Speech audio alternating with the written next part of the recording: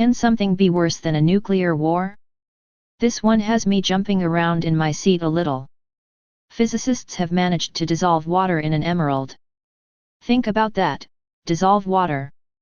They were able to separate the bonds that hold water together. Guess who is made up of water? You.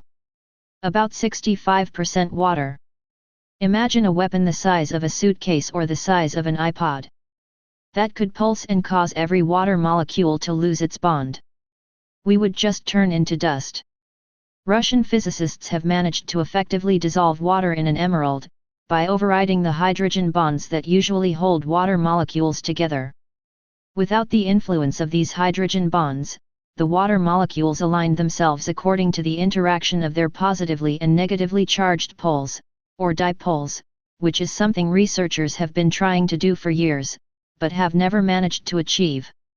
This is for the first time, by the way. It's a little weird to wrap your head around, but just like a sugar cube dissolves in water because its molecules are becoming incorporated into the liquid, in this experiment, the water itself has become incorporated into the tiny cages of the emerald, rather than pooling together. The reason this is so cool is because this particular property of water, known as ferroelectricity, had been predicted by numerous computer models, but had never been experimentally demonstrated before.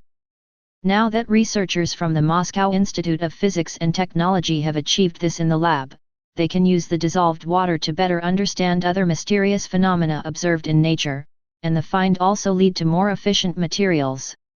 It's even thought that this elusive behavior of water molecules, and the tiny electric fields it generates, could be crucial within our own cells. The ferroelectricity of water molecules may play a key role in the functioning of biological systems and find applications in fuel and memory cells, light emitters, and other nanoscale electronic devices, the researchers write in Nature Communications. Let's step back a second here though, because to understand why the discovery is so exciting, you need to know a bit about the nature of water. H2O, as most of us are aware, is made up of 2 hydrogen atoms and 1 oxygen atom.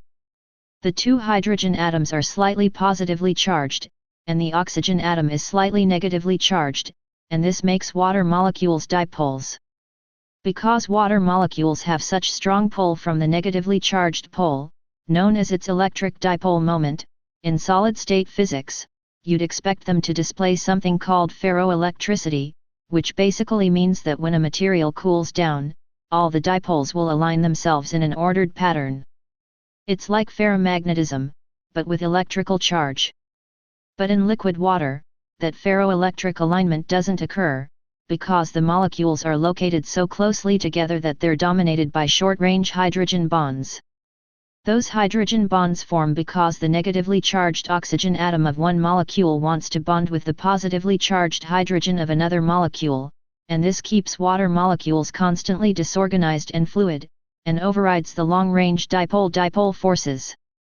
To overcome this, the Russian team decided to try to separate the water molecules just enough so hydrogen bonding no longer kicked in. They did this by taking an emerald, and trapping the water molecules within nanoscale cavities in its crystal structure. This kept the molecules far enough apart that it diminished the hydrogen bonding, but still close enough together for dipole-dipole forces to have effect. When they did this, the researchers were able to detect for the first time ever that liquid water was displaying ferroelectricity, and all its dipole moments were arranging in an ordered pattern.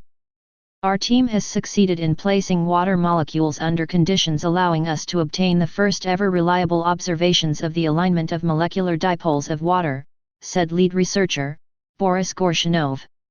As for possible practical applications, their scope could be fairly wide, explained Gorshinov.